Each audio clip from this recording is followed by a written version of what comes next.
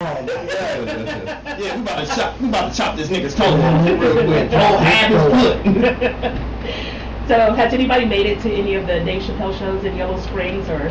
No, I'm just waiting on the club to open and Man, as soon as they go on sale, they sell out. They sell out right away. You can't get. You know what I did? I was so curious about that because I grew up in Urbana, which is like next to Yellow Springs. And I grew up in Springfield. Yeah, and we grew up knowing that if you go downtown in Yellow Springs, you're going to see Dave Chappelle. Like even in the height of the Chappelle show, he would just be hanging out.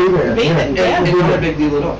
And so I was curious when I saw the first clip that we all saw of that, which was his like thing about George Floyd and the whole, what do you call it, like 8 minutes and 46 seconds, whatever it was, which was taken from that venue.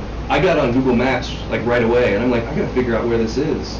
And it is like, it's literally right behind Young's Dairy in a field. It's like literally in a field. And there's a little gazebo. And I can't wait. Is that where it's going to be in the same spot? I think the same spot. I think so too. Right now. Yeah. That's amazing. I can't wait. I've been doing stand-up 30 years, and I'll go to a free show for them. You know, it doesn't matter. Oh, everyone will. Yeah. Everyone will. I mean, come on now. It's going to be crazy. First thing smoking. It's going to be crazy. And I don't know where everyone else's comedy club is, but I'm glad he's doing one. Exactly. Where's yours, Eddie Murphy? Yeah. Martin Lawrence. I can name all of y'all now. Come on. The only one that has one is not Arnez Jay, but J. Anthony Brown. Yeah. And then on a lower level, my man Nate Jackson got one. Yeah, in out in Seattle. California. Yep. Yeah. That's West Yeah. It's his club? Yeah, it's called Nate Jackson Super Dope Comedy Club. Beautiful. It's Brad nice. Garrett's got See, one. Nate's not I got to in go. millionaires and stuff like. I mean, you know, we gotta have something to rival the main audiences, man, because they're making us go through the same doors, and we shouldn't have to go through these same doors. We shouldn't. And Somebody should hold the door open and like, hey, we got some work for you over here. You don't have to do the chitlin circuit. I mean, that should be.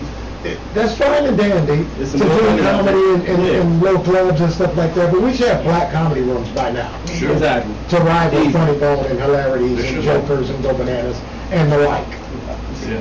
And they would Black comedy They would room. sell out. every They would night. sell out. Black comedy. Can we just get a second club here in Columbus? Jesus Christ. That's what I'm saying. That's what I'm saying. Just anybody. It's A a second shame. club here in Columbus. It's a shame. The only major city in Ohio that only has one comedy club. Yeah. Why is it? I have no idea. And I want to say. Now, don't get me wrong, we do good. I do good business over there. You know what I'm saying? Yeah, but we need something else. So. There's a mic every night of the week, you know, in Columbus, and It is. people don't go to them. Yeah, No, people go to them. But But not like Canadians we- go to them. Yeah. Well, as far as I mean, It depends it depends on the level. Yeah, For level of clubs, Yep, and stuff that's like that. true. And if you had a nice club to come to, a nice comedy club. Oh yeah, most definitely. Columbus is a town with a lot of talent in terms of comedy, and it doesn't get the reputation that it's completely underestimated. Well, believe me, I know that, but some people get in their own damn way.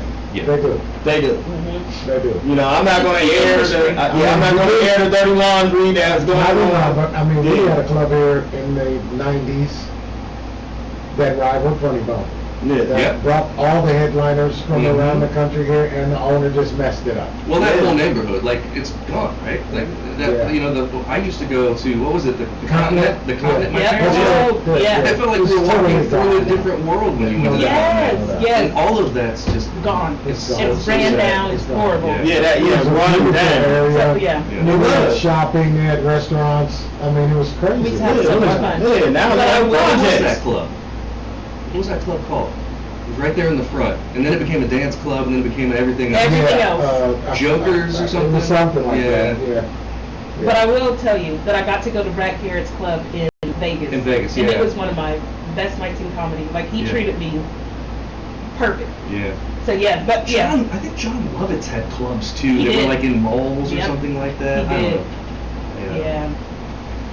It's good that some people can, think about giving back. Yeah. And some are just like, so what? But his whole career follows that path. When you look at Chappelle, like that's he's never been a greedy guy. No, never, ever.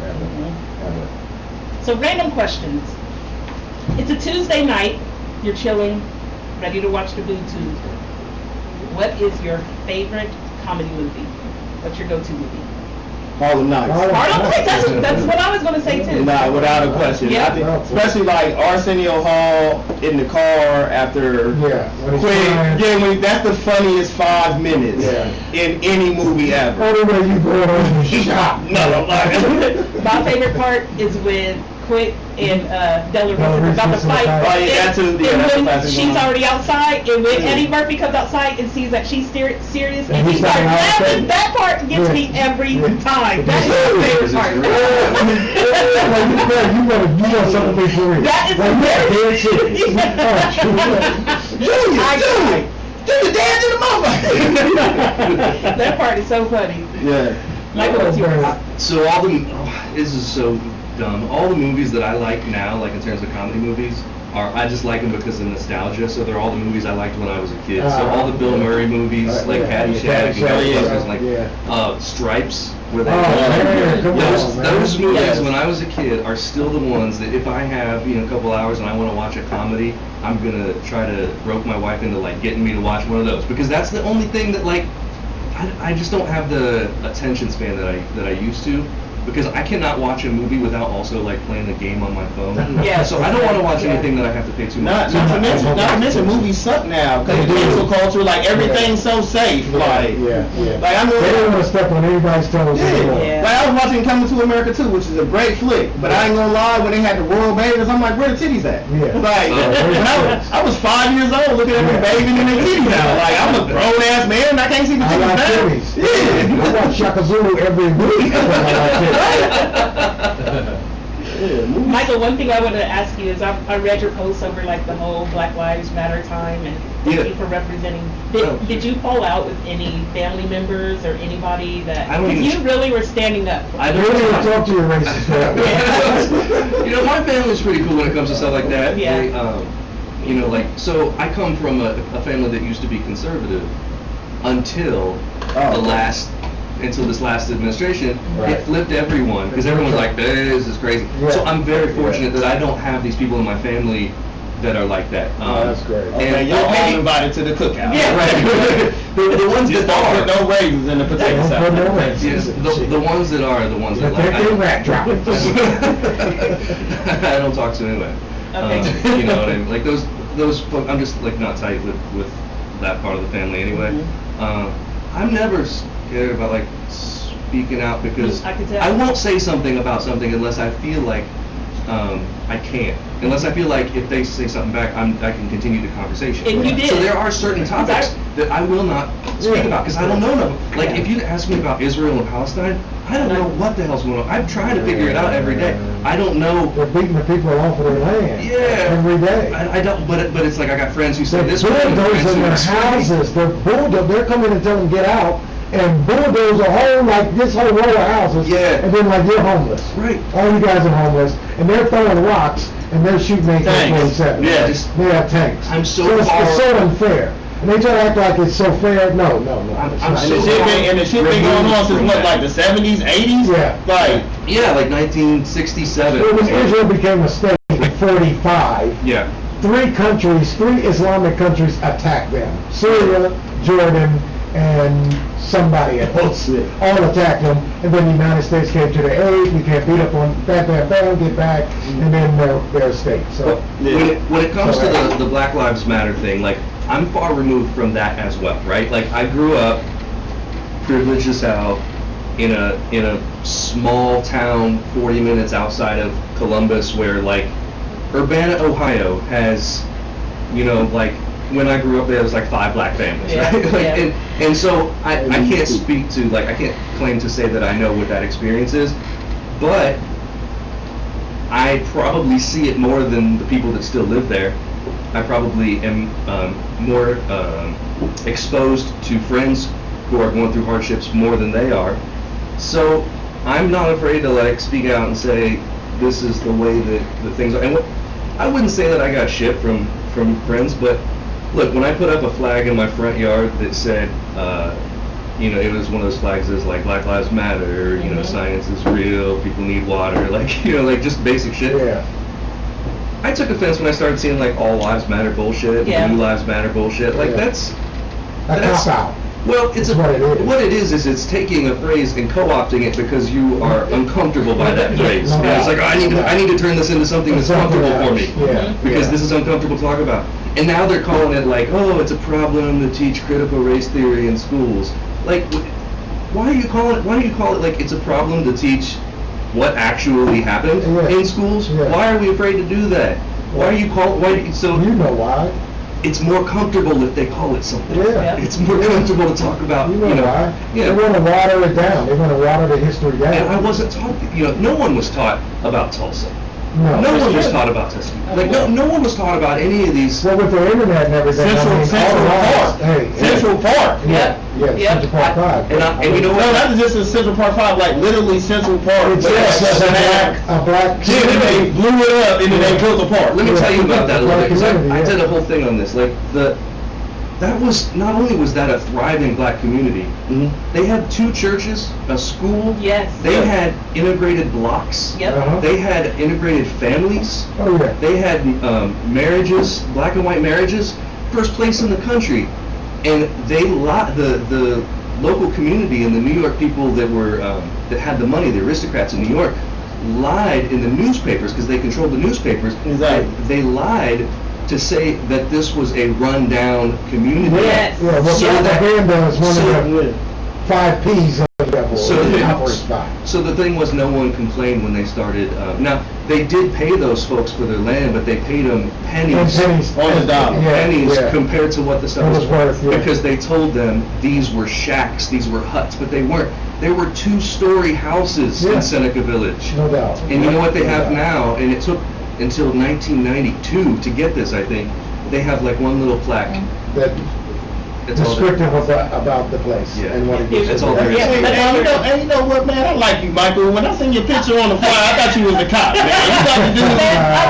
Me over. I'm gonna tell you I'm just something. trying to butter you guys up. So Last week or the week before, when I was like, Michael Kim's coming, some of the people were like, oh yeah, we love Michael. Oh, so I was like, yeah, he'll be here. I wasn't hit to him. I seen his picture. It's like, we got the comedy police coming.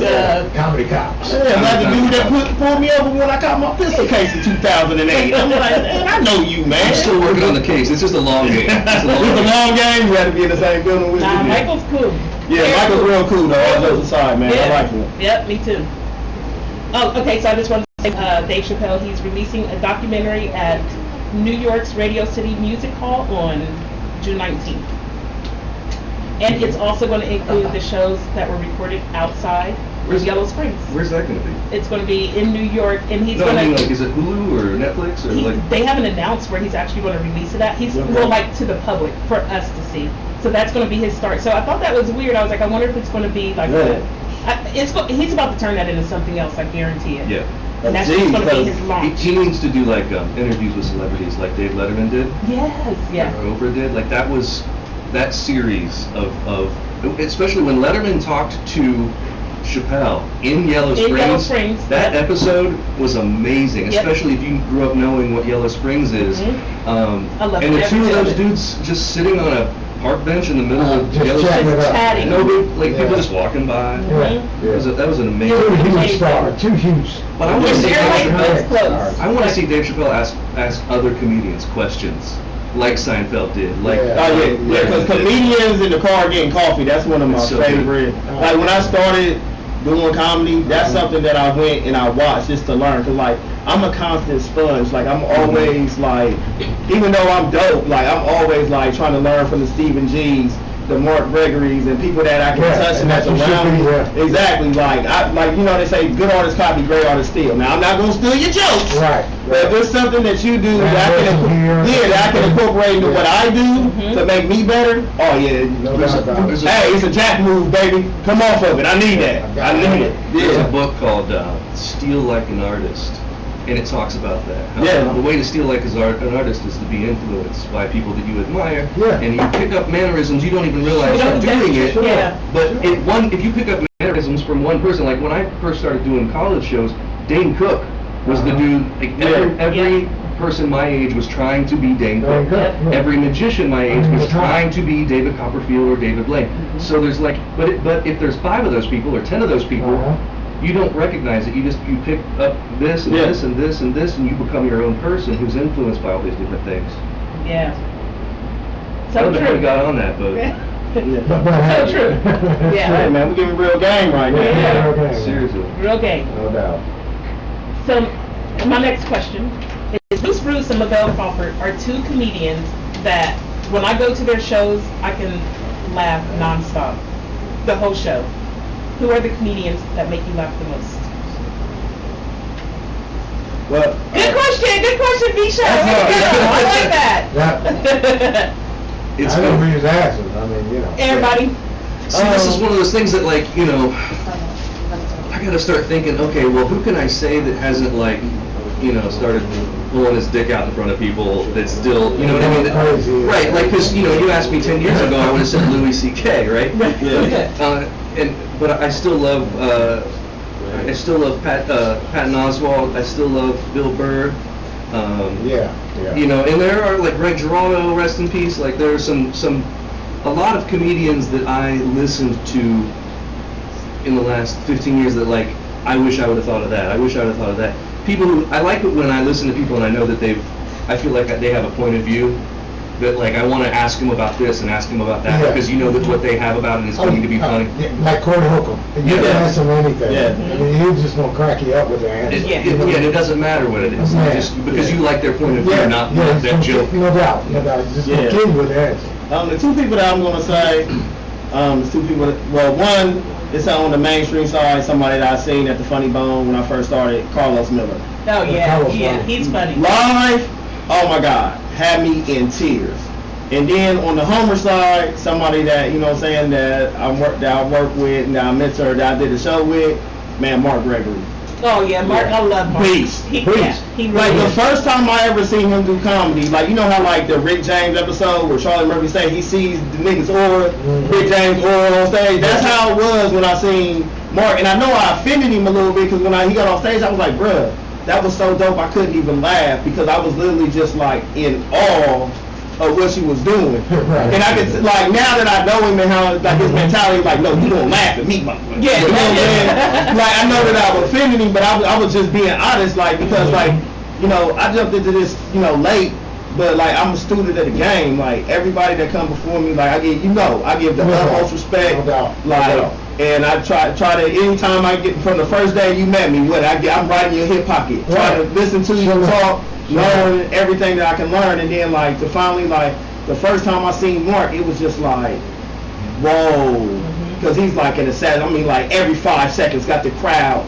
dead. Did you go to his improv class? Yes, I did on Sunday. Okay. Dope. One of the dopest things I've been involved in comedy. I'm sure it was organized. Like, imagine, like, the coolest teacher you ever had in school, and then all of the class clowns being in summer school. That was the vibe. And then it was just so many people that I admire, like Black Darryl, Marcus Martin, Megan Hill, some guys from the Silas, Mark Faison. It was a couple cats from Virginia. This comic out of Lima, this Caucasian lady named Jody, hilarious. Sister Lou, and we just realized just had a good time learning, vibing, you know, being able to, because Mark is so cool, being able to pick his brain and learn things from, because I had to be honest, like, to be honest with y'all, I've been getting off on raw talent. Like, I didn't know the verbiage and, like, the technical things of even writing a joke. Right. You know what I'm saying? And I admit it. I didn't know that. I was just like, hey, this is what I'm talking about. Let me throw a couple jabs here. The people laughing. I'm getting paid. Let's keep on doing it. But I know that if I want to be where I want to be, exactly, that I got to learn from people that know what's going on. Like, even though, like, I'm doing good, and in my 2 years, like, I've gotten to where I've gotten to, but there's another level. No doubt. And I know there's another I know level. you see yourself, like, take a joke in your young career, like, take a joke and you're like, this joke is doing kind of long. And then you're like, bam, bam, and covering them off. Beginning, middle, end. You know what I mean? And that's one of the reasons why I'm looking forward to the 29th when I'm doing my comedy special, because I'm pretty much just trying to dump all of these jokes that I wrote in these past 2 years, and now that I know what I'm doing, I want to write brand new jokes with structure now. Like, I can take the wild stuff that I talk about, but then put structure to it, and I can't wait for that. What I have seen is that you can write and write and write, and you can take 1,000,000 classes, and none of it is going to do anything compared to stage time. Oh yeah. And you can tell when you see these Mark Gregory's, when you see these, you know, anyone that you admire, the reason that is so tight is because they know this joke can go maybe 4 ways. Exactly. And based on the reaction of the first part of the joke, I'm going to do this, this is this audience tonight, I do this, and then you think about it. Exactly, if it goes this way, this is what I'm going to say to it. If it goes that way, this is what And you don't get better at doing comedy by not doing comedy. That's right. That's a good way to say it. Back to boxing. Yes. You cannot. Sparring is the best teacher. Sparring with someone else. They're hitting the big bag, that's all fine. Hitting the speed bag, it don't hit back. That bag, none of those things hit back. Yeah. Get in there with somebody else. That's the best part. So get on stage, that's the best. You do not get better. How much in the mirror you do, and you got it's people, not going to go together when you get on exactly. stage. And you got people that do comedy shows here in the city, I'm not going to say no names, do comedy shows once every 6 months. And walking around here talking like just because they got ain't never did a show outside of 270 and talking like I'm the best in the city like I'm a comedian. Ain't none of y'all messing with me you performing in front of your family and friends you feel me? That's I think that's largely a social media thing. Yes. Because anyone can be a celebrity. Anybody can be a picnic and. Did you see that thing? Backyard barbecue comedian. Yes. About the telling long, drawn out stories with no punchline, no end. Yeah, because your grandma loves you and everything. Exactly. It's a family reunion. And then them same people show up to your show inside the city. And then we looking around and everybody looking at you like you stupid. Exactly. No, they'll laugh. They don't like my baby. No, they'll laugh. They'll laugh because they're your family. Yeah, but I went out of town in front of, and this is not the strangers, in front of strangers, and my jokes still hit the same. In front of different white people, different races, and my jokes still hit the same. They're supposed to. So that's what I'm saying. You know what I'm saying? And I don't sit up, you never see a post where I'm like, oh, I'm the king of the city, I'm the king of Ohio. Why would I do that? I don't know why I got to do delete that. a post real quick. But those people don't even have 30 minutes. Yeah. They don't even have 30 minutes of stand-up. Exactly. And like you talking about you the king or something? Exactly. Go to bed, man. Exactly. And then I would never disrespect when you got cats like you that been in the game 30 years, then been everywhere. Jack Shepard, been everywhere. B. Hard. Jason Banks, 5 million followers on TikTok and getting booked and stuff like that. Reno. Yeah. Or even down, Come on. or even down the road to Willis, man.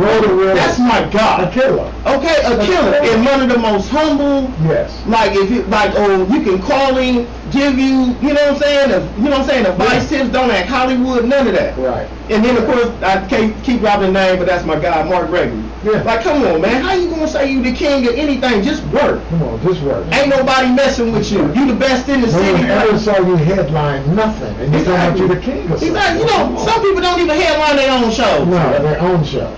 Their own, because they don't have the time. Exactly. They don't have the time. You run around here like you're a headliner, you got 15 minutes.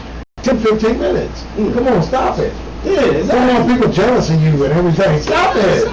Stop jealous of what? Did you experience these doing 10-15 issues minutes. in your comedy circle or? So, I mean, I see it in the comedy circle, but I wouldn't say I'm in the, I wouldn't claim to be in the comedy circle because what I do is so different.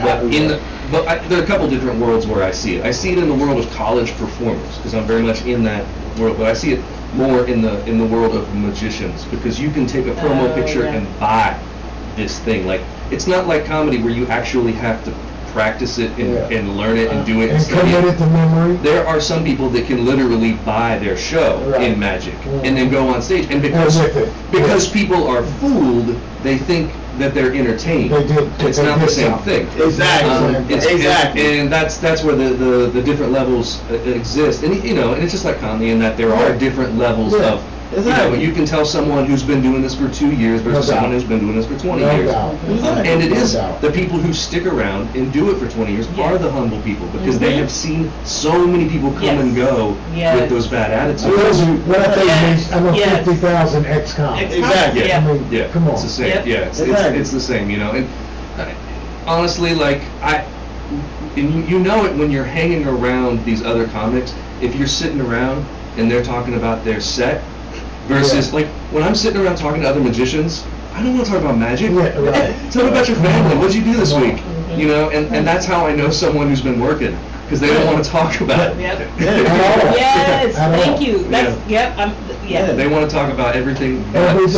Yeah. But I want to tap on what he said, like even with magician, even with comedy, just because a bunch of people have some drinks, because you got some people that are some hype machines in this city. Yeah. They some real live hype machines, like they was popular in high school and that's carried them throughout their life, and people come out and support them, and that's all well and good. I'm not knocking that. I'm not knocking that. As somebody, you know what I'm saying, like my show on the 29th, I sold all the tickets. Everybody that's on my roster, I ain't asked them to sell not one ticket. I sold all the tickets. Nice. They all sold out. We had Scully's May 29th. You know what I'm saying? I'm not knocking nobody that got no fan base. Right. But the thing is, when you get up on that stage, that tape don't lie.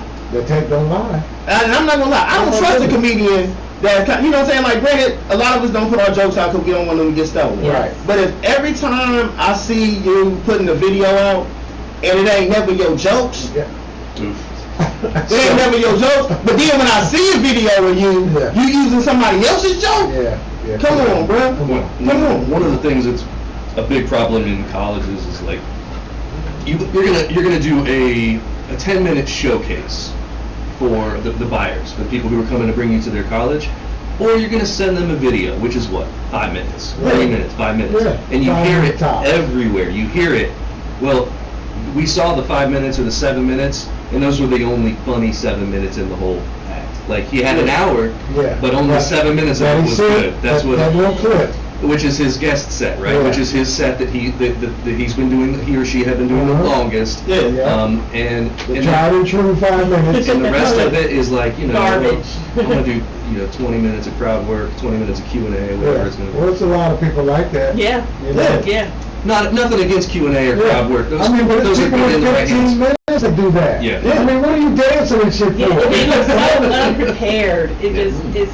You're doing a guest spot and you come up to music and you're dancing and everything. Get right to your joke. You only have 7 minutes. That's wasted time. That lets me know you don't have any jokes. That lets me know when you're dancing and you're doing all this shit, you're rapping and singing to the music, and they gave you a guest spot.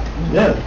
Same can be going with the set for going long. Like if you're on a guest spot and you're going long, I know that you've disrespectful as well. It's disrespectful, and it just means you haven't done it a lot. Because you don't know. You don't know comedy etiquette. You don't have any comedy etiquette. Or you might be drunk and you don't see the light. I remember that happened to me. I went Megan Hill, like she, old school had a show up there with her at the taco spot in Alliance, Ohio. Right. And you know, say she was cool enough, like, yeah, you can get 5 minutes, so I'm doing my thing.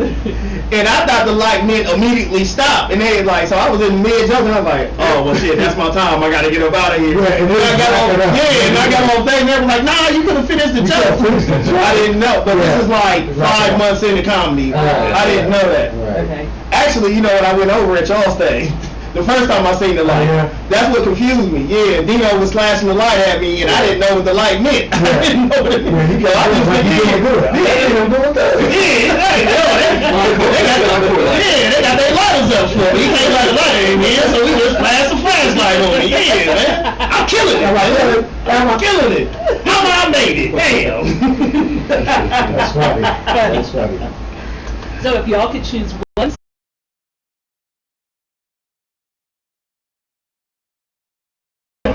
The 29th of this month at Scully. That's Scully, yes. What time's your show start? The doors open at 8 p.m. The show is starting at 9 p.m. sharp. Okay. So that means get there at 8:30, color people. The show starts at 8:30, color people.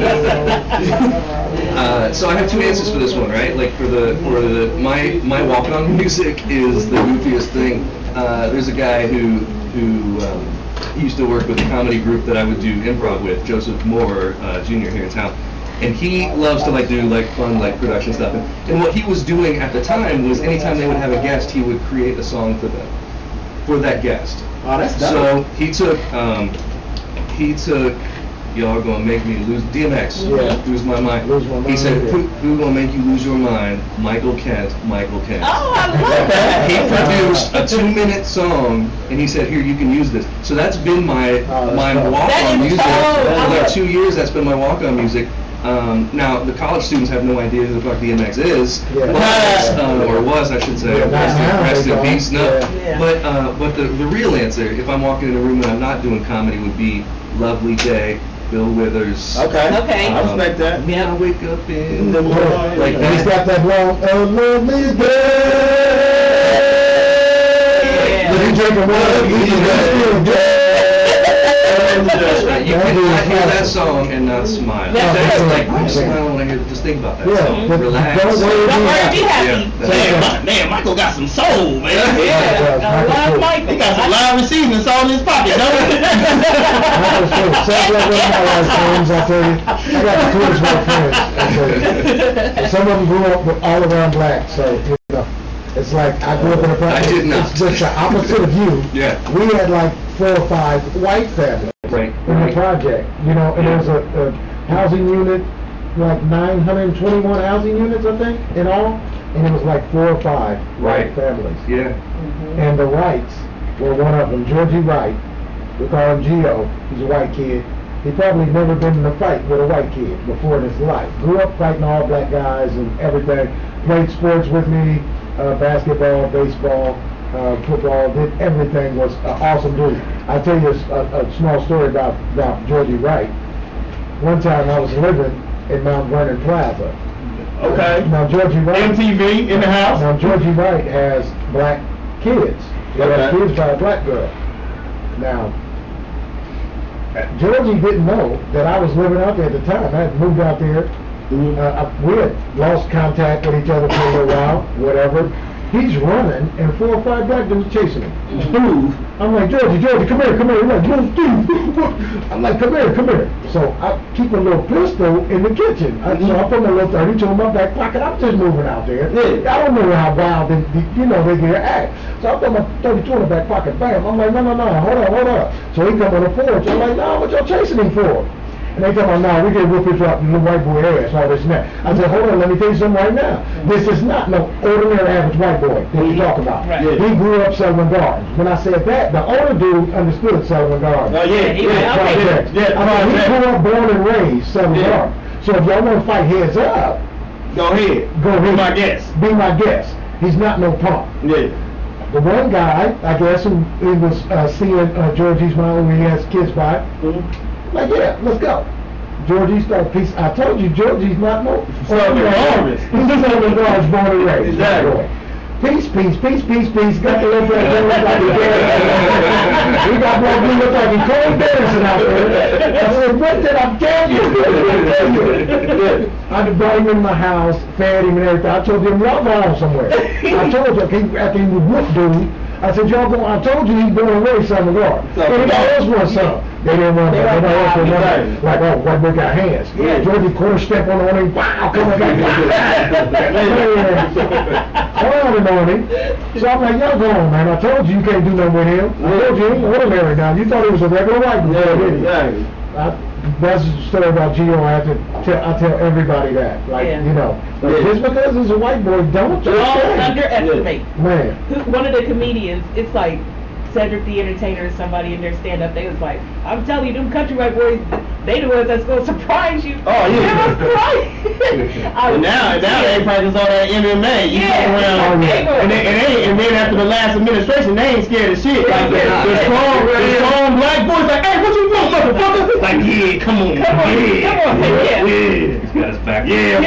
boy. Hat on. Yeah, exactly. I was crying. But I like now you can tell by their truck. Like you know before they even get there. Just look at the stickers. Yeah, you can Read the stickers. You know what's going on. You got it, man. You got it, man. You Yeah. can tell by the hat they're wearing. That's true. Trump pants. Yeah. So are y'all looking forward to everything opening back up, traveling, and doing more shows?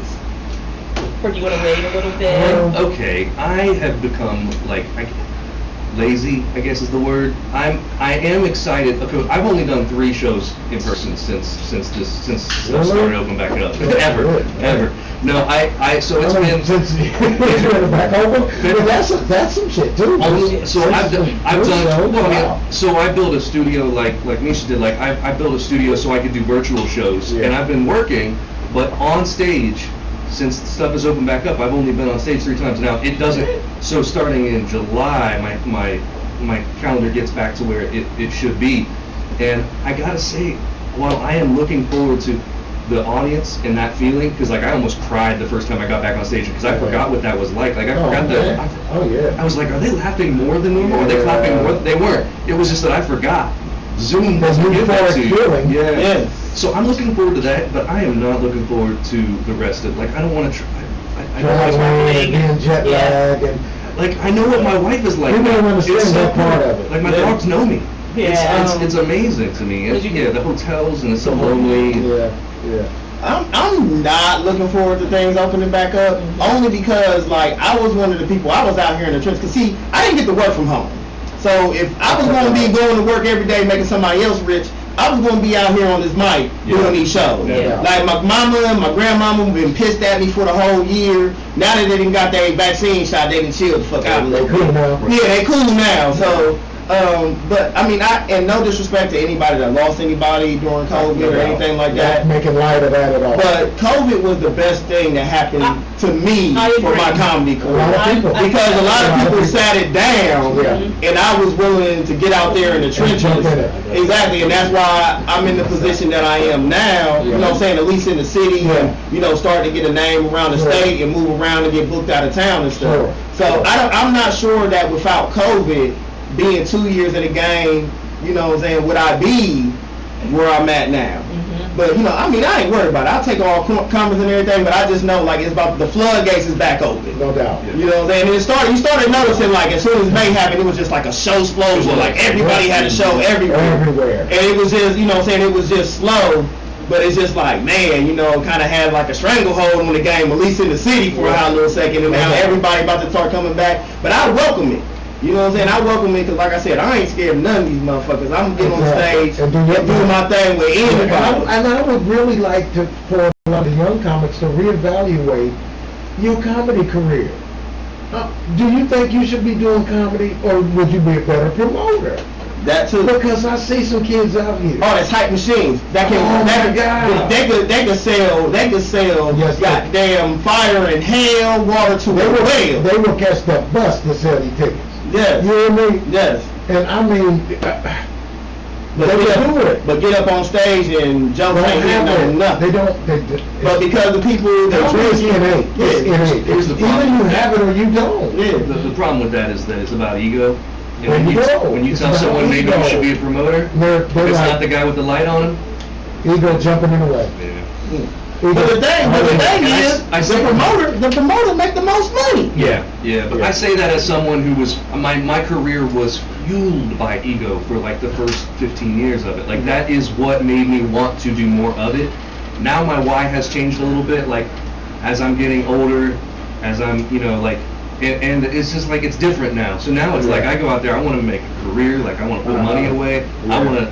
It's more about the experience and like providing a service to those folks that come to see the show. And, but I think like a lot of it has to do with ego, and everyone wants to be. Everybody wants to be a star. I've never had it. I've never had the ego. Probably because I had early success. I was on Comic View in 4 years of doing stand-up. Woo! So if you don't have that success, you start speaking like you want it, and you do it, and no doubt. So I had it early. That's awesome. Like 4 years, and then the 5th year, I flew out to do this. I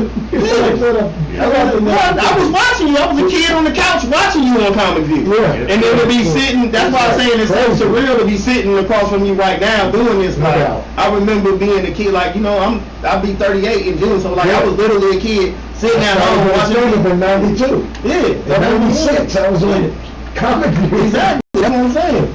So I remember watching you. That's why I said I always show the utmost respect to all of the OGs in the game that's in the city, because y'all ain't got to be doing what y'all doing, and even like be on a platform like this or different opportunities. And we've seen a lot of people like Mike said, we've seen a lot of people come and go. Yeah. A lot of people. And so this new group, we're like, okay, I hope someone has staying power. Yeah. Because we've seen a lot come and go. Yeah, I can imagine. Hell, I just seen a lot come and go just in my 2 years. Just in your 2 years. I think a lot of people are afraid to just go up to those seasoned pros and say, tell me what I should be doing. Yeah. Because it's intimidating. I'm intimidated jumping in, you know, being in a room with a bunch of comedians who don't do magic, who rely on nothing but writing and being in front of jokes or whatever. That's intimidating to me. I did a comedy festival a few years ago, and it was like I was so intimidated and nervous about it because these are all just straight comics, you know. And here I have this like what they might see as a crutch or as a backup thing, right? And I'm so glad I did because now I have all these friends that, you know, I can talk to and say like, hey, how should I go about doing this? How should I go about doing that? Right. And who have seen that I'm willing to put in the work too, and I'm you know, not just lazily going up there and buying my show and doing it. And then coming out and boom, reading how you should present it and then going out there and doing it. I like to bring the script on stage with me straight out the box, and I just put it on the floor. Ladies and gentlemen. And you look down like you're scratching your head. The next thing I will do is behold. At least you're not holding it and it's obvious. But a lot of young comics out there, I tell you, your lane may be, comedy may be your lane, but on stage might not be. It's there's a lot of different ways. You can write for people. There you go. You can write for people. And then if you put on shows, you can be the host of the show. Exactly. I know plenty of rooms, the owner of the room, he hosts the show. He doesn't tell any jokes. He said, you guys ready to laugh? All right, first comic up tonight. You know, he hosts the show, but he's not going to tell any jokes. And hosting is so fun. It's so fun. Because you don't even have to, I mean, some people use material, but me, like when I host, I don't even use material. Well, some people try to be in competition. No matter what position they go into. And if you are the host, you shouldn't be trying to outshine everybody. Just keeping the show going. On the show. Just keeping the show going. Right, just keep the show going. Yeah. Keep the show going. So we got a call in, but let me see if y'all wanted to take a break or how y'all right now. Well, are we an hour in? We are now an hour in. Yeah, so we're going to take a break. Take a break. All right, so we're going to take a 5-minute comedy break. 5-minute break. That way we can wrap it up by 9:15 and we'll be back. Comedy Radio. All right, back in 5. Peace. Taking a break, y'all. I've been seeing all y'all's comments. Y'all been letting me have it. We're gonna lose some weight in here. Yeah, right? I know. I need to figure out. Like a in church. The air. You feel good when you right by it. Yeah, but over here in this corner, I know. It's a bad Colorado when you buy it. And I gotta figure out how. Which one is supposed to lay in? That's because and in the bucket, like I bought the bucket, the filter. It's sometimes guys around that don't help you figure shit out. Like, come on, man. Oh, okay. It can go up, it can go that way. Yeah. Like I'm just. That's the restroom right there. Yep. I think Michael might be in there. This should work by itself. Like, that's where it should be going. That's why, because it's supposed to be on fan. I'm putting on. Yeah, I can tell from my wife I'm pissing Yeah, the people off. fan is cool. And then it starts to blow out the. That's why. We're going to have to do something. Jam it. You got some smoke? No? Maybe. I know. I hit Darnell up earlier. I just smoked my last, Yo. No, we're taking a 10-minute break real quick. Sorry. Yeah. I could have waited. TLC. Okay. So we're just taking a quick break real quick and then we're going back. Everybody's we're trying to figure out this thing on. Baby bottle. Yeah. My new little. Yeah, hi, that's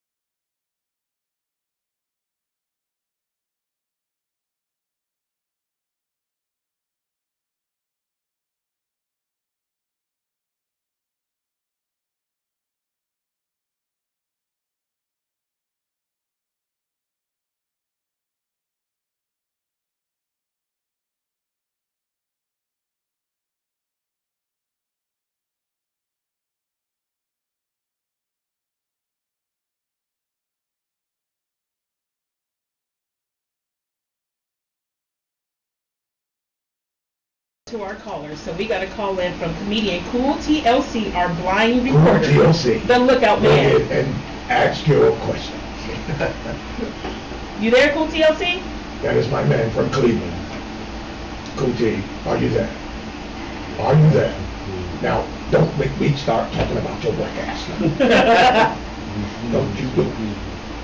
You know I love you, Terry. I got a story about Cool TLC. I have so many stories about so many comments in my life, but Cool TLC, him and I, we did so many shows together. And one of the shows that we've done, and I'll tell you, Cool TLC, he's one of the funniest guys. Funniest guy. And one of the shows that we've done back in the day in Cleveland, this is in Cleveland, and before the show, he came to pick me up from the hotel. And as we were backing out of the parking lot, a police officer, well, a black sheriff, he was a sheriff deputy, ran smack dab and bust us in the side of the car. Damn. We could not believe this black deputy. He just bailed out, backing out from his house, and just bailed out and just blasted us right in the side. Guess what the first thing this motherfucker said when he came to the car? Are y'all drunk? Do you have insurance? Oh, okay. I thought he was gonna ask that y'all been drinking. He asked Cool TLC, does he have insurance? No, nigga, you the one. Right now, at this point, you are the one. My neck is hurting right now, nigga. Are you crazy? He asked us if we had insurance. I said, you got insurance? I'm looking at him like, man, you just ran into us. I mean, just T-boned us. Like crazy. I mean, it was crazy. It was great. Yeah, I don't know. TLC. T, are you there? So I gotta take the headphones off the head, T? Yeah. That's my man's, y'all. But Cleveland's on. That's weird. 216. The one behind me, see it. Rap medium. Oh, I can hear something. I heard something click. Hello? I don't know. If it was in the... He said, I'm going to take a look at this audience. I'm going to cast this view. And if you ain't clapping on hands, I'm going to be talking about you. That's Cool TLC, TLC, I don't know. I don't know what's going on. If you ain't clapping your hands, I'm going to be talking about you. But they'll crack on everybody. Everybody. Like he's one of the most talented people I have ever met. Okay, now y'all got to be on Wop Wop Wop. Yeah, TLC. These are the tales, the freaky tales. These are the tales that I tell so well. I went ahead and hung up. Yeah. It could be his. Everybody says, yeah, like too short. Put it back in the Nobody. That's what the echo reminded me of. Yeah. He said biatch with 15 syllables. Biatch. Yeah, I don't know. Damn, But we couldn't get you, bro. We couldn't get you. Maybe next time. Maybe next time. You need to, man. Maybe because I'm on the show, you know.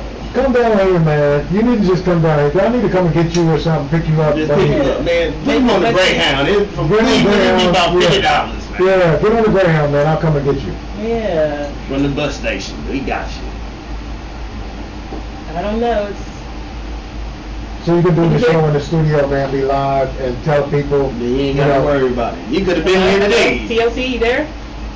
So if JR don't come, do I get his bag? No, really nice. It'll be waiting on him. TLC there? Have to rebook him or whatever. I don't know. Cool Terry. Cool TLC. Well, we tried it. Man, this dude, you know what? This guy and I have been through so much. Look, we were looking for, we were supposed to be in Lima, Ohio. We ended up in Lima, Kentucky. Oh no. On Lima Avenue. Ooh. In Lima, Kentucky. We had to come back about, I don't know, about an hour and a half. We missed them. Hilarious. We went way too far. But oh my God. This guy used to give it to people. I mean, he would be drenched in sweat. Drenched after the show. And he always wore super baggy clothes, so. He would be drenched in sweat after the show. Like, bro, you gave it to him. I mean, you went there. Where he would have the wigs and everything. You would bust out the bags, just I'm calling the people. I'm still trying to imagine Lima having a comedy. Yeah, and it was at a big place too. Yeah. Mm-hmm. It was a huge place. Like I've hung out in Lima, and I don't know. I can't imagine people going to a comedy show. Yeah. Like it's not a big town, It was packed. big city. It was packed too. It was packed. Yeah. What's up? So I got some more random questions that I would like to ask. Okay. My next question. Gridley. Would you relive your high school days if you could? I would. I had a ball in high school. Oh yeah. I would definitely read it. Me too. And I would have never wasted my time with rap music. I'd have just came straight to comedy. I would have been like a little 14 years old, getting out in front of stages. Because like my rap lyrics I was writing at the time was all kind of cuss words and stuff. Yeah. So I might as well, and I was cussing when my mama wasn't around, so I might as well have got on stage, in front of stage, in front of people and did it. I didn't have as much fun as I would have had in high school because I was boxing and I could play basketball as well. Okay. But the coach and I got into it because I had a dad at home, and a lot of my friends on the team didn't. Yeah. So the coach acted as if he had to scream, and I checked him. They screaming down on him. I said, "Hey, Mr. Bourne, I have a dad at home. Yeah. I do this all day at home. I don't need this at school." And so he took offense to that, and and then he would come through the lunchroom and just punch on us. Like Cat told me, we're his players. So Andy Williams and Tony Wade, they'll tell you. He would come through, pow, pow, pow. Hey Tony, how you doing? Hey Stevie, and just start punching on us and shit. So what? I'm a 2-time Golden Glove champ. So I see him coming. So I block both of his shots, bow, bow, and hit him with an uppercut hook, like boom, boom, to his little fat gut. He didn't like that. Then I ran from him, and he definitely couldn't catch me. Yeah. He got the little hard shoes on that on the side, the little boot shoes. Not to mention you in high school, you ain't catching no teenagers. No, I bust down the hallway. He's standing there holding his. I look back, he holding his stomach like he gonna get me. So we go to get our. Now I'm with the star of our team, Andy Gump Williams. I'm with the star of our team, so I'm safe. I feel like I'm safe. We go get our physical. Come back. He didn't give a shit. We're a little bit late. We got a note from his daughter-in-law. She writes us a note and everything. Oh, Albon's your coach? Oh my God, that's my father. Blah, blah, blah, blah, blah. She writes a note about how we're going to live. We come in, he don't give a shit. He's like, okay, start running. So me and Gump is running. Now Gump is the superstar of the team.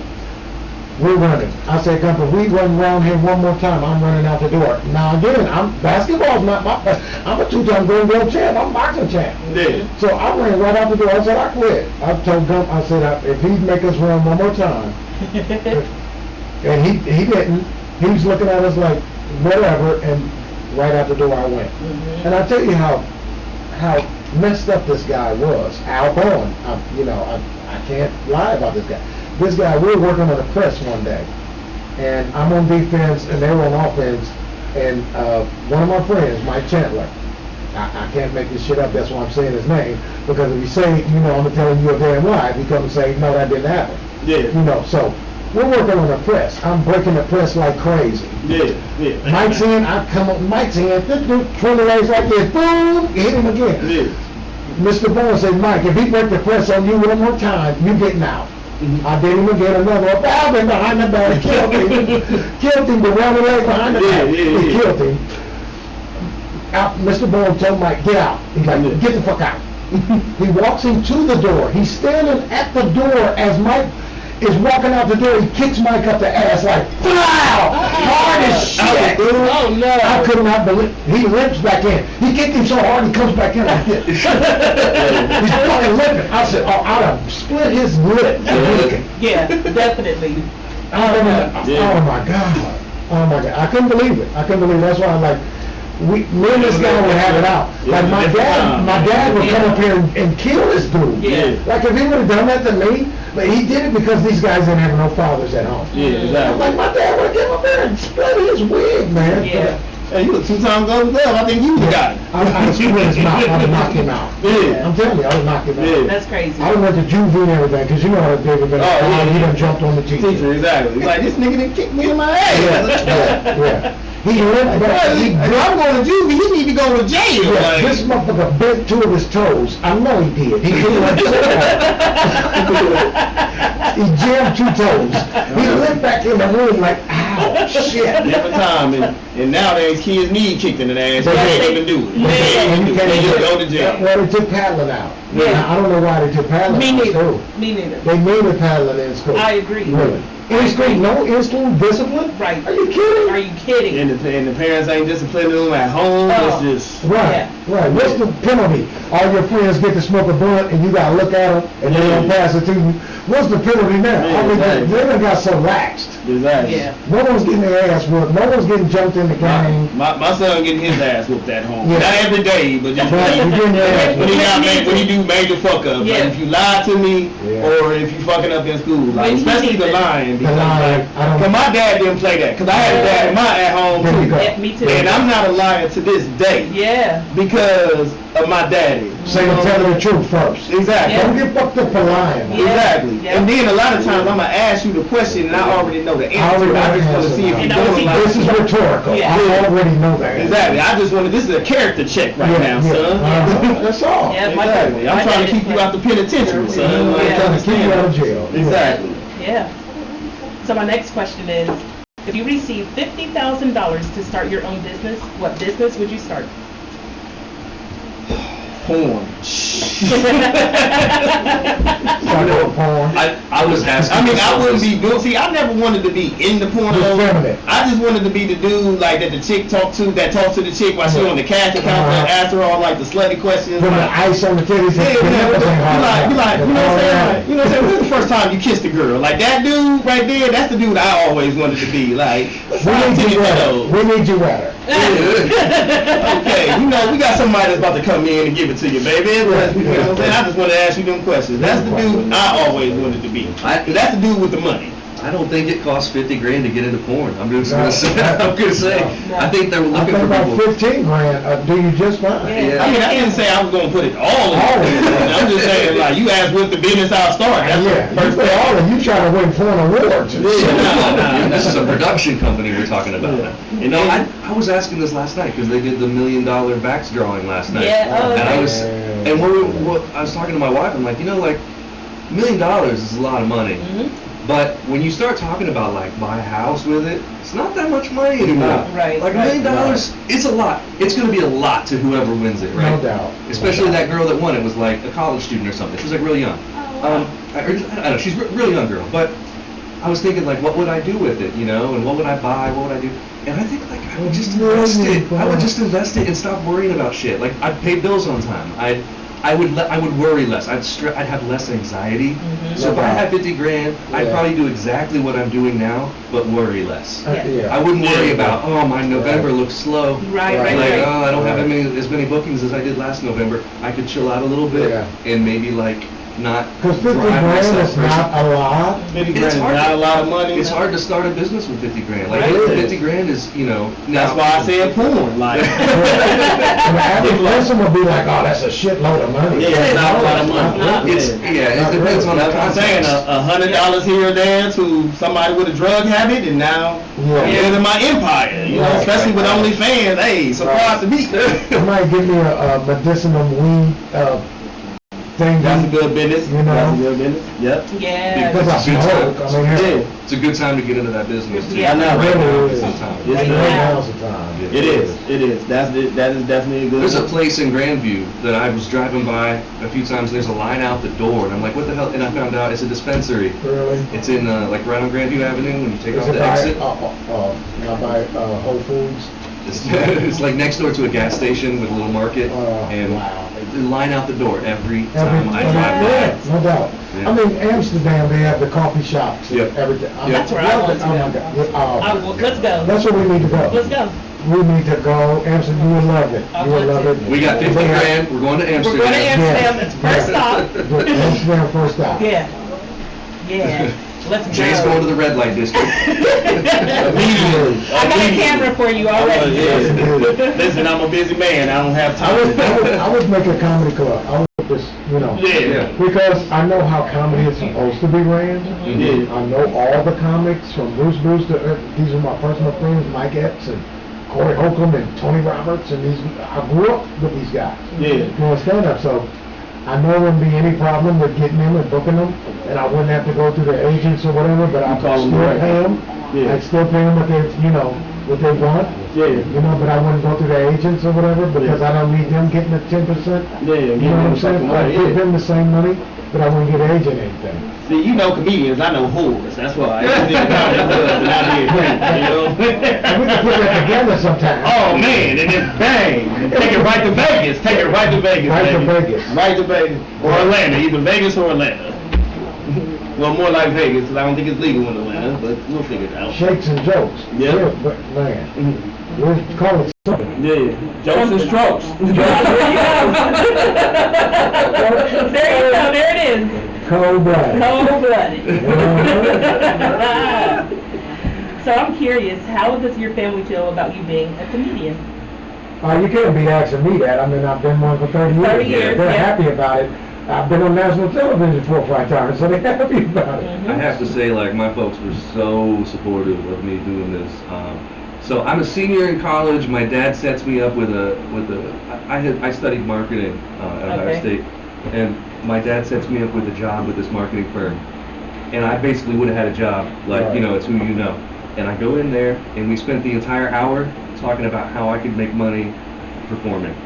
And so I left that interview saying, I'm going to be a magician. This was my senior year in college. Wow. And now I did go off and get a marketing job for a little while full time before I make the break and did this. But man, he's been nothing. He's come to shows. I have a whole bit about him in the show, and he loves it. He laughs through the whole thing. And You did comedy as a kid? Comedy for me was magic. Oh yeah, Magic as a kid? God, from the time I was 6 years old. Oh, okay. I never stopped. Right. I never Right. stopped doing it. But it was if you would have asked me when I was in high school, to go back to the other thing, I would have told you I was going to be a drummer. Right? Okay, yeah. You know what I mean? Like Right. that's what I would have told you I was going to do as a profession for the rest of my life. Great for the drummer. Is be a drummer, right? Great for I played. My man is awesome. I played in the Ohio State marching band. I played the drums. I did all this stuff, and I was going to be a pro drummer, right? Nah, I mean, this was like the path laid itself. By the time I was a senior in high school, I'm like, I'm gonna be a magician, Yeah. and I started doing it. And God has other things. man, it just works out. Like it works. No doubt. What you're meant to do is you're gonna work out, and you're gonna do Oh, it. yeah. And Oh, yeah. and so, your question on here about like what else would you do? Don't know, right? I think well, maybe marketing was fun, but this is what I want. Like this is what I want. When I got my first standing ovation, I could not sleep. I went back to the hotel. Endorphins. And the endorphins were Yeah. just jumping. Mhm. I was outside. I smoked about 4 Black and Milds. Yep. I'm just outside, just out the hotel room. I'm calling people. I couldn't sleep. Yeah. The whole night. I'm like, not here, not the Yeah. first, but Yeah. because I feel like these people like me. Exactly. But it's a totally different A animal. totally different animal. When you I'm go out- in New York City, people Yeah. standing ovation. Yeah, when you Like, out oh of my town. God. See, I ain't been here. I just got one, and well, not a standing up. Well, not a standing up, but the whole crowd. Yeah, Like, partial. It's close to it. When we went to Marion, Ohio a couple weeks Yeah. ago, and that was just like, yo, man, that was enough. Like, it's been a couple moments throughout my comedy career where it's like, No doubt. yo, I got it. Like the first, like crowd of like 150 people that wasn't in a bar. It was at the plug before it closed down. And this fairly new comics contest ran by my dude Drew. And when I first heard that first big, like these are jokes that I've told in bars, and I've heard people laugh. Right. But to hear that first That explosion, of 150 people, Yeah. all laughing at what I just said, Simultaneously? it's like, oh, well, I got it. Yeah. Then the next one was I did the Avalon with Money Mike, and it was like 100-some people in there, and then like this is after that show, so now I'm like, oh yeah, I got it. So then I go in there and like I'm doing the show with some killers. I'm on there. It's Rhoda Willis, Dick Dickerson, Money Mike, Silas was the headliner, and I go up in there and I just straight murder. Like any of them will tell you who had the best set of the night. You know what I'm saying? I'm not bragging. This is no lie. I have it on video. I bring the house down. When I first saw you, now, I said, I didn't particularly like your set, but I loved your stage presence. You weren't scared at all. And that's what I tell a lot of comics. I'm like, you was up there scared. Yeah. You was looking like I think you caught me about 3 months in though. About 3 months, that's what you had told me. Yeah, you caught me about 3 months in. I was still figuring it out. I've seen plenty of comics early on that I didn't like, like what I didn't think were pretty good, too good. Yeah. Bubba Lamb. Yeah. Martini Harris, and they are killers now. I got a show with Martini Harris, June. When they first started, Tony Roberts would bring them down, and I was a bad motherfucker from the beginning. So they was like, you know, you got to go. Like, he gonna host the show, you got to come after him. Yeah. And I'm hosting the show. I'm just starting too, so I'm coming out with fire. Yeah. That's all I got. Yeah, exactly. That's all I got. Yeah. 15, 20 of fire. Yeah. So I got to use it. Damn right. You know, I'm working on it. Yeah. So Tony would tell him, he's gonna come out with fire. You don't have to follow him. And so somehow I got the reputation of he's gonna host a show and do a lot of time. No, he's just gonna be funny. I'm not gonna do a lot of time. They'll be like, oh, Stephen G gonna do a lot of time. He's gonna try to kill you. I'm not Earthquake. Now I know Earthquake. I'm Earthquake used to host the town. Yeah, that first time I seen you, now that I think about it, it was a good night, because, B Hard cussed me out that night. She let me have it. She let me have it. Because that's back, when I first started, I wanted to say bitch all the time. All the day. That was my everything with bitch. Yeah, exactly. Every single time. Like, now how you gonna do that, bitch? Yeah, exactly. That was my favorite word. But see, as I learned the game through the comedy community, I realized that the people that's going to most support you are the women. Are the women. So, you can use the word, but it's got to be with intent and, sliding in and out, but you can't constantly keep saying it. But see, I didn't know, and then I come from rap, you know what I'm saying? So, Hugh Doggy Style, my favorite album, okay? So, that's, when I first started, that's what I was going for. I was going for... You can't use it as a punchline. Yeah, I was going for, like, if the album Doggy Style was a person, that's what I was going for, because I was still finding myself. Now, I have my own voice, and now, when you come see a Jaye Brock show, you're going to see, I'm going to leave you with something. I'm going to give you political things. Yeah, exactly. I'm going to give you something to think about. Yeah, exactly. But then, I just wanted to say bitch. You was all over the place. Yeah, try to find yourself. Not to mention, I had just broke up with a bitch. And I was hurt. But to answer the question, I was mad at that about my, far as my family being supportive, it's been up and down, because I started in 2019. So, of course, 2020, COVID happened. So, like, when in the beginning, they were supportive, but then towards, once COVID happened, the support kind of dissipated, and it was 50-50 because of the coronavirus. They were scared, like, hell, I had to pick with Thanksgiving dinner, I had to pick my plate up in the garage, and I cooked 2 dishes. Like, my grandmama wasn't on it. She's over there. My mom and my they was not on it, so... COVID ass outside. Exactly. So, but the thing is, one thing I always regretted about rap music, I would let my life get in the way. Like, when I have my son, like, my son lives with me right now. And Beautiful. How old is he? He'll be 12 in August. Oh, man, that's beautiful. Yeah, I've had him for almost 2 years. Yeah. So, from elementary school, 6th grade, and now he's going into 7th grade.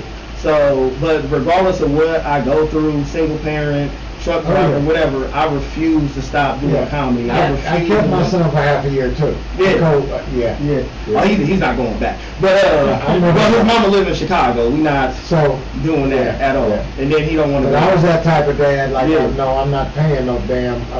No, he lives with me half a year, and that's how we're gonna do. Yeah, exactly. So, he lives with me all the time. I wish he would go home sometimes. She got him when he was cute. Now this nigga has an appetite, and I make too much to get food stamps. Imagine having 2 boys. Yeah, exactly. As a single parent. 200-pound mice. And no food stamps. Nobody don't have 200-pound mice around here. Mice and roaches. They was both. But like, I remember, like, when I first started, like, over the 2 years, like, I could literally count maybe 7 of my family members that actually came to one of my shows, like blood-related family, and they weren't all at the same show. Right. Yeah. So, like, when I supported you like that. That's beautiful. Yeah. And they supported you like that.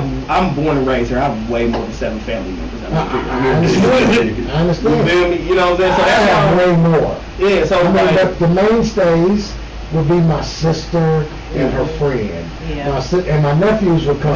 This May 29th show, my little big sister, who that's why I call her Nicole, because even though I'm the oldest, she like to talk to me like I ain't changed her diaper like she changed mine. This will be her first time seeing me do comedy on May 29th. That's beautiful. How do you feel about that? You nervous to have her in the audience, or is it changing it all for you? Fuck about that shit. I'm dope. Okay. Like I just see, told you, I only had 7 family members come to my show. I'm gonna have over 150 people at this thing on May 29th. So I built a fan base over my 2 years of people that are fucking with me because they like my comedy and what I do. No doubt. You feel me? So like I love my the family that's coming out.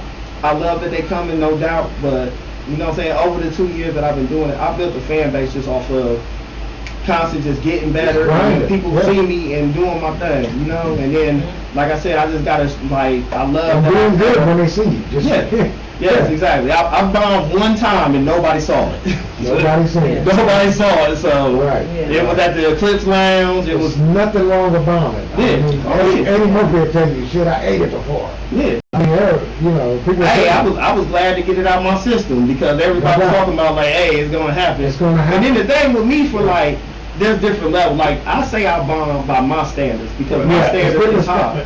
Like now, did nobody not laugh at all? No, that didn't happen. Did you get booed off the stage? No, that didn't happen. Yeah. I had bad sex. Yeah, but it just wasn't up to my standards. There you go. So it wasn't up to my standard of making people laugh. So I say I bomb yourself. Yeah, that makes me want to ask Michael. Have you ever had any could you do comedy and magic? Have you ever been heckled? Have you ever been a little kid run up and say, hey, and pull out the thing or something? Here it is. I mean, it happens, and I love when it happens because I have a bit that I can launch into if that type of thing happens, right? I get into the bit about how it's this dude's job. He came here thinking it's his job to protect his friends from believing that I am an actual wizard. And he came here with that expectation. He's the same dude that goes to the movies like, that is not a real car chase. There is a wall behind the screen. There are speakers. And there's a pod car and everything. But I've been heckled otherwise before, and I'm kind of an asshole on stage. Like I can get away with it because I'm not up there trying to be mysterious. I'm up there, I'm going to go at you if you want to do that. Yeah. And there's no situation in which that person wins, right? There's no situation, even I think with an amateur entertainer, you're on stage, you have a microphone, the audience is on your side, not that person's side. Yeah. You're going to win that competition. Usually. I'm about to say, clearly you haven't been to a black show. It's starting on you in a minute. You have to nip that shit in the bud early. Yeah, and I think that's the thing is intent. You said it, talking about the audience knowing your intent. Yeah. If they smell that your fear in that situation, that's not good. Blood in the water. But in a comedy magic show, you're starting with the audience thinking that it's just a magic show. Okay. And so when you add in the comedy, there's a lot of leeway and almost like a lot of power that you get from being able to be in that situation. Funny too. He doesn't take it as seriously as we do. And now I can flip it a little bit on that. And also, I set up a moment early in the show. So there's a moment early in the show when I say, I ask someone to think of a color. And I'm trying to get them to say yellow. I'm like, don't yellow the color, and I pull out a yellow handkerchief, and I'm doing all this stuff. And then the person says red. And then I call him a dick. And it's the first time. Because I've made this prediction on this marker board that they haven't seen. I've made a prediction that's supposed to say yellow, right? That's what they think it says. And then when I turn it around, it says the guy's a dick. That's what the prediction is. But that's the first time in the show where they're like, oh wait. We can relax. And it really disarms a lot of that, because look, magic is a you versus me thing. A little bit like comedy is no doubt. Make me laugh. They sit back like a challenge, right? Make me laugh. It's a challenge with magic. And with magic it's I'm a fool. He's gonna try to fool me. I'm gonna figure it out. And so if I sit back and I say, you're taking this way more seriously than I'm going to take it for the next hour, then it disarms them and they're like, okay, fine, this is fine. They relax. And they stop thinking about how it's done, and they can just sort of relax and have a good time. It does happen. It happens more with kids. I don't like to perform. I very rarely do kids shows. So they're judging. and they see through stuff that adults don't see. No. They're so smart. Absolutely. They're observant. Too smart, and I operate based on like assumptions that adults make a lot of the time. So kids don't make those assumptions. You know, if I take a coin and I put it in my hand, an adult's going to be like, adults are lazy with their observations. Adults can be like, okay, put a coin in the hand. Kids can be like, it's in your other hand. Yes. I see it in your other hand. Yeah. Already. There's just something about it, and not only that, but you know, I was talking about being intimidated. I'm intimidated by a room full of kids. I don't have any kids of my own. I don't know how to act around little kids. It's the only time I've ever been intimidated doing comedy. They asked How do you me. do comedy for kids? They asked me to come and do a junior high school career day.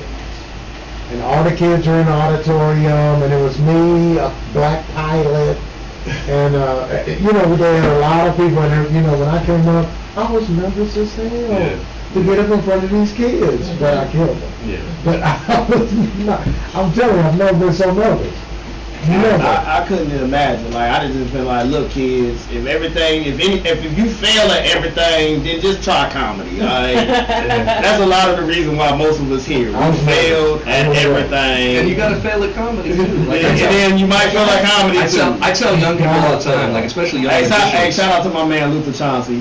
He said that shit a couple weeks ago, and that just really stuck with me. I don't want to act like I try to steal this nigga joke or that, but man, my man from Louisville, Kentucky, man, he said that shit, and matter of fact, he won our $500 contest that we had at Scully's a couple weeks ago. Oh, nice.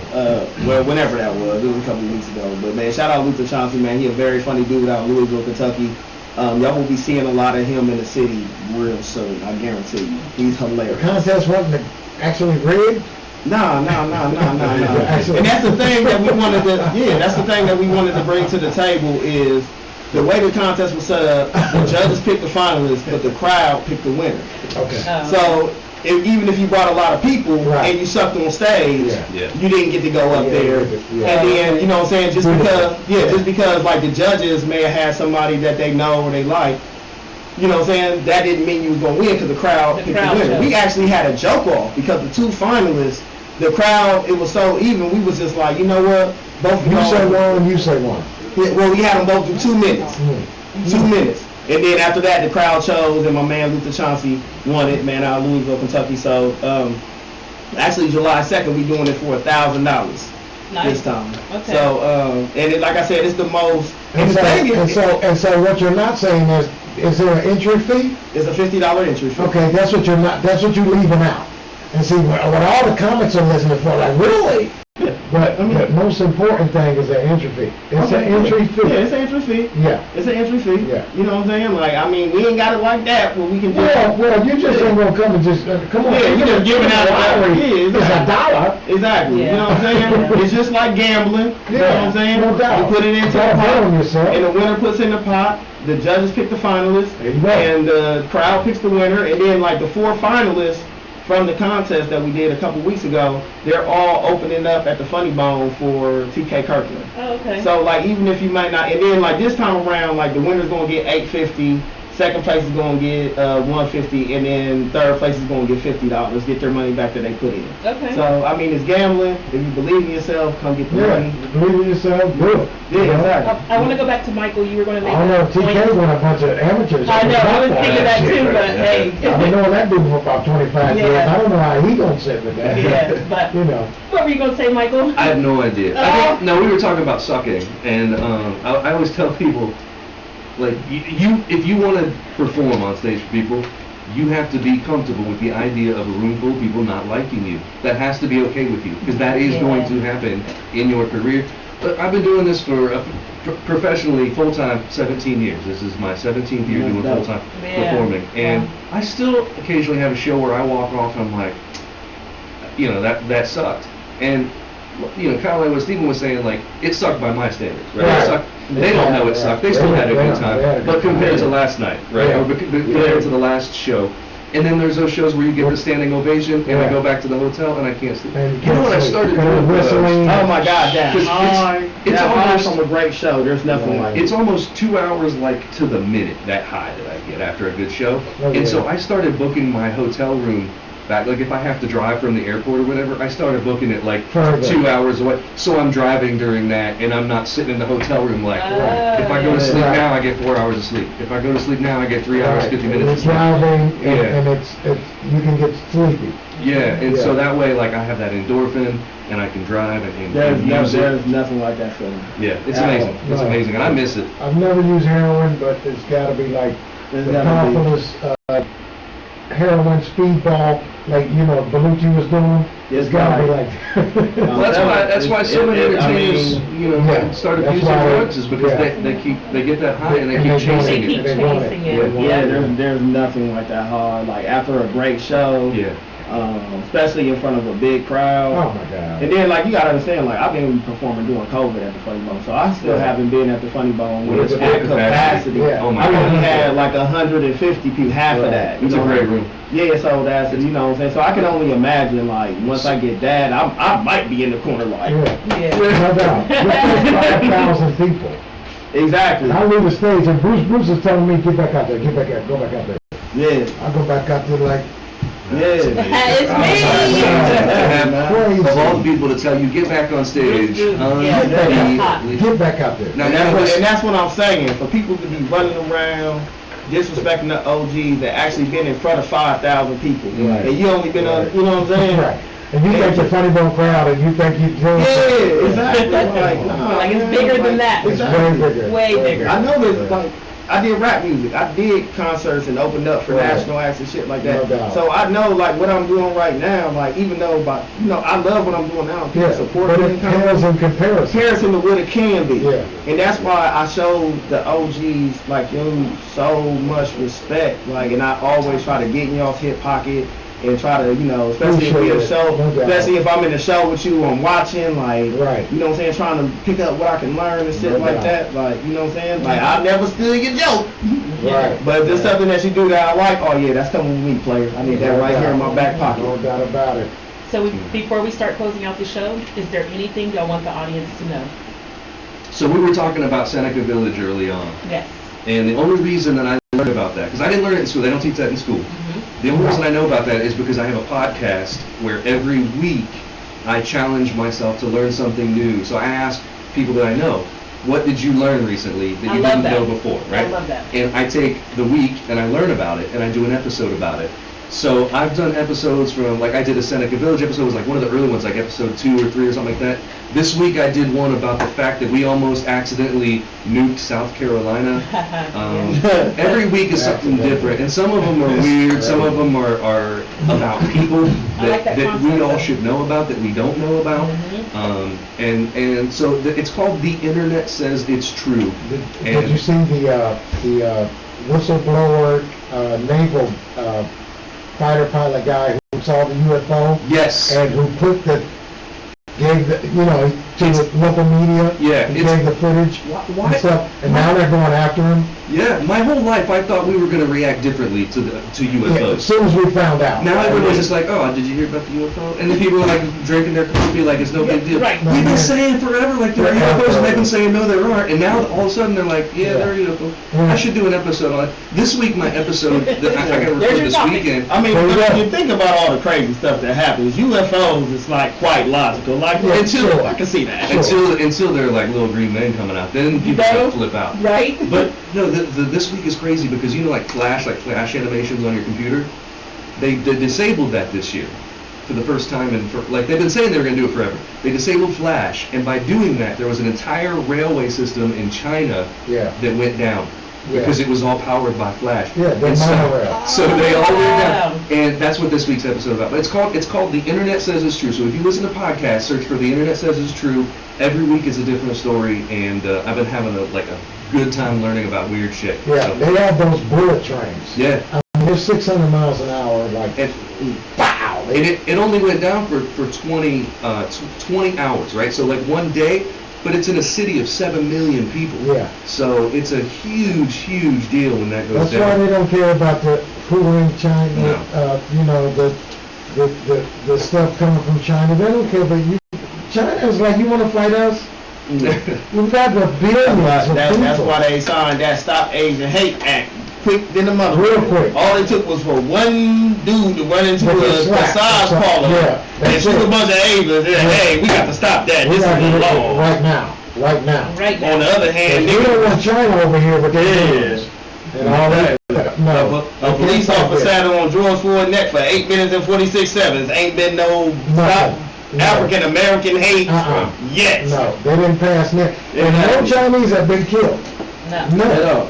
Yeah, exactly. They had to nip that in the bud. Yeah, like, they slapped one of their hats off or something. Put them down, and hey, it's a law. It's a right away. You can shoot us down like a dog. Yeah. Yep. So as far as I want, what I want the people to know, this is gonna be a shameless plug. May 29th, hey, Scully's. I'm shooting a comedy special in Scully's. No doubt. Not only are you getting the comedy special, like all the pre-sale tickets are sold, but I'm still gonna take people at the door until we reach capacity. Doors open at 8. The show starts at 9. I got a hellified lineup for y'all. It's starting at 9 o'clock sharp.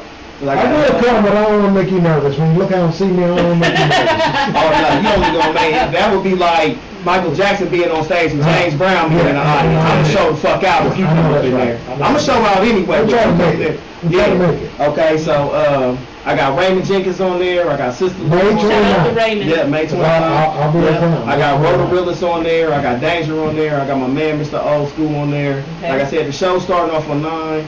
I'll be hitting the stage about 10 o'clock, 10:15 at the latest. Right. I'm making sure that everybody gets their time. Like everybody ain't got a whole lot of time, but everybody, I picked them. That's what you have to do. You got to make sure when you do a good show, and make sure everybody's staying there allotted.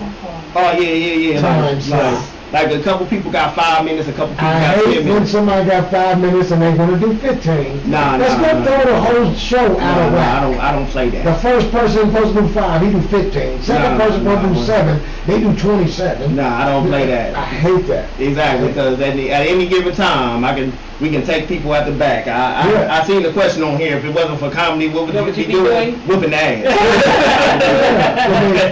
Because at that point, you're holding the audience comedy hostages. Yeah, exactly. At that point. But see, that's the reason why I picked the people that I picked. The people that I picked are very respectful people. They're professionals. That's why, because there's been a lot of people that was like, yo, can I get some time on your show? And I'm like, no, you can't get no time on my show because you're not a professional. You're all about you. Everybody that's on my show, I'm paying, and I only pay them for their talent. Like, I sold all the tickets. I never made nobody sell no tickets to my show. So I paid them all for their talents. I had them come on there. They're the people that's been showing me the most love over this 2 years. And God will bless you just for being that real. Yeah. Keep it real like that. Hey, man, I'm moral. And one more thing before I get out of here. This is something that's been on my heart that I got to speak on. Male comedians. Not everybody, but some of y'all got to do a better job in this city on how you deal with our sisters, the female comedians. They're our contemporaries, they're our sisters. Yeah. You know what I'm saying? Quit shitting on them like that. Quit shitting on them. Like, there's a lot of dope-ass female comedians in this city. And it's a shame that they have to have rooms where they have to talk about certain different individual males that's in this game that got rooms and shit. And they not won't put them on. And won't do right by them. Like, yo, y'all gotta do better. And like the disrespect, like I'm not trying to be the comedy police. But if I see any male comedian disrespecting, getting handsy with any female comedian in my city, I'm gonna check you. If you don't like it, we can handle it like gentlemen, and we can get into some gangster shit. And that's if they black, white, yellow, brown, green, purple. I'm gonna stand up for them. Don't disrespect the sisters. Exactly, at all. I respect that. They trying to get their grind on just like you are. Yep. Just like you are. It ain't fun. There's a lot of them that's funny as hell. And that's where they get upset. But they're funny. Exactly. A lot funnier than some of these dudes. Funnier than some of these dudes. Yeah. Exactly. So the dudes are like, bitch, get back. No, I mean, you sit down. Hating on them. You sit down. I hate that. And don't show up for a while. Exactly. Go to some amateur nights. Maybe you're not funny. Exactly. What are you talking about? Exactly. It just kills me, the beef and shit, man. Yeah. What do you just get better? Do your craft. Exactly. And then I come from rap. It's more beef and comedy. Like, it's crazy. Do you think all doctors around the doctor association and have beef. It's supposed to be the one, like, That fucking surgery was so botched. especially in these times right here where so many people are hurting. So we see more RIPs than I love you. Yeah. People need to laugh. And our superpower is making people laugh. Like, so why the fuck are we beefing? Why the fuck are we, like, it's okay to have friendly competition, like, hey, yo, you know I'm gonna get you tonight. There's nothing wrong with that, because that's all that is raising our level of our superpower that we do. Yeah. But to be Professionalism. but be sitting up here hating on each other, everybody wants to be a king, like, first of all, how you a king if you ain't got no fucking kingdom? None. Let's start there. Tell me where you been. Where you been? Where you been? Like I said, man, if you ain't did a show outside of 270, pipe down. Yeah. Period. Yeah. And I'm not just saying that because now that I'm getting booked outside of town, but you notice if you go to my page, you don't never see none of that from me. Right. You don't never hear none of that from me. Right. All I'm ever is humble and respectful, and I'm dope. I'll never tell you in a And second. then some people just get on shows and even out of town, it's because somebody else put them on it. Exactly. Yeah. Or they beg to be on the show. They beg to be on the show. They beg to be on the show. But it's the same clique of people that, and they on the show too. Like, come on, man. Come on. Yeah. Stand on your own too. And it's obvious who it is. I asked a few of them. I said, they said, well, they acting, making me sell tickets to get on the show. I said, tell them you ain't gonna sell no tickets, and then you'll see what kind of comic they're respecting you as. Tell them I ain't selling no tickets. Yeah. I'm gonna get up here and I'm making people laugh. Is what I'm gonna do. That's my job. You sell the tickets. That's your job. And that's why I did my show the way I did it. But see, the thing is, I'm just trying, because I'm only 2 years in. I'm kind of catching stage. However, I gotta catch the stage. I never sold tickets to a show ever. That's gangster. Nobody has ever even came to me and asked me. Yeah. Can you help promote the show? Yeah, on Facebook and share. Yeah. That's Have you ever done it? I will. I will be here, motherfucker, come and drop through. Cause damn it, I'm gonna blow this motherfucker up, and I will. I ain't gonna lie. See, I like selling tickets to make me feel like I'm back selling dope. Like, you know what I'm saying? Like, you know what I'm saying? Like, you gave me a pack, and I'm about to flip this shit. You guys have to do that. You've been in the game. I've been. Yeah, exactly. Yeah. 30 years. Like, I love the hustle. Me personally, I love the hustle. Now, when I get to a point when I ain't got to do that, of course I'll be there. But I'm just starting out 2 years. That's what I'm saying. I love the hustle. I love selling out all my tickets. Be like, how much money? And kill them. Yeah. Get them people there and kill them. Just don't get the people there and like, But see, the difference between me is, I be damned if I'm sell some tickets for somebody else. But I ain't gonna do that shit for myself. Right. Yeah. See, there you go. You know what I'm saying? And see, you know what that's gonna make? That's gonna make those little promoters obsolete. The comics are gonna take over that little promoter. That guy who thinks he's the shit because he's putting on the show and he's paid the whatever to be here in this building. You ain't gonna be shit. You're gonna be obsolete because you can't do the show without the comics. You're a fucking promoter. You don't get on stage and tell jokes. You know what I'm saying? So you can be obsolete quickly. All the comedians can get together and say, hey, guess what? We could just do the show ourselves. They could go to the guy and say, hey, we don't need him. We don't I'm telling y'all right here. We don't sell them. You see the stop of that shit? That should say Brock Solid Productions. Yeah. And that's not a cool name that I came up with. I own that. There you go. You feel me? Everything. When I say I'm shooting the comedy special, I got the Netflix quality red cams in there. One of the dudes that's filming it, the cameraman. Lazy promoters brought on all this. Lazy promoters started all of these young comics feeling like they're feeling. And I am so ecstatic about it. And not only am I shooting the comedy special, but I'm recording the comedy album. See, I come from rap music, so I understand streams and shit. So once I record that, get the audio, put that out on all the streaming sites, chop it up, each track, every time somebody plays that, guess what the fuck that is? Money in my motherfucking pocket. That's right. And that's money that I'm making without having to be physically somewhere for comedy. I'm so glad because these little halfway promoter dudes, like you will only promote in one city and all of that promote shit, go to bed. They don't even need you. And I was going to stand by the sideline and watch it play out. I've been in the game so long, I don't need you. I don't need to go film with you. I don't agree with shit. I can go to California tomorrow and do well. New York tomorrow and do well. But I'm just saying, these guys, man, they don't understand. And they're going to be obsolete. Because you're really not a real promoter. If you have somebody doing the work for you. For you. Exactly. What hat Like are you you see me, wearing? I'm on some James Brown shit. There you go. I ain't gonna lie. They're going to be obsolete. The thing that gave me my... They're going to be coming to your shows, the people who used to book you and put on it, and they're going to be, hey, and they're going to be audience participants. Yeah. You know what I'm saying? I ain't gonna let nobody... The comments are going to make them obsolete. Yeah. Trust me. Exactly. And that's what, you know what I'm saying, that's what I like to see, like, if anything, the mark that I leave in the game, because I got into it late. You know what I'm saying? This comedy thing is fickle. Ain't no guarantee I'm gonna be a star or no shit like that. Right. But I'm gonna make me some money, and if I at least fuel the thought of whoever comes behind me to be like, yo, Jaye Brock showed me how to get money. How to get money in this business. Exactly.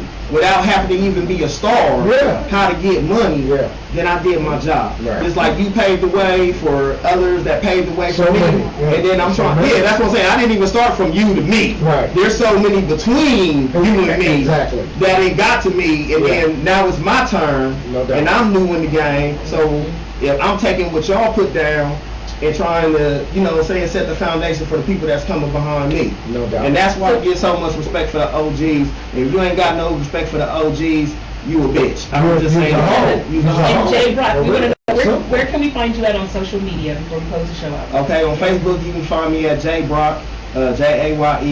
On Instagram you can find me Joke Man Jay. It's basically Joke Man, if y'all can spell that shit, and Jaye. I put the E on there because my dad's name was Jay and I wanted to be different, so I threw the little E on there for a little bit of flair.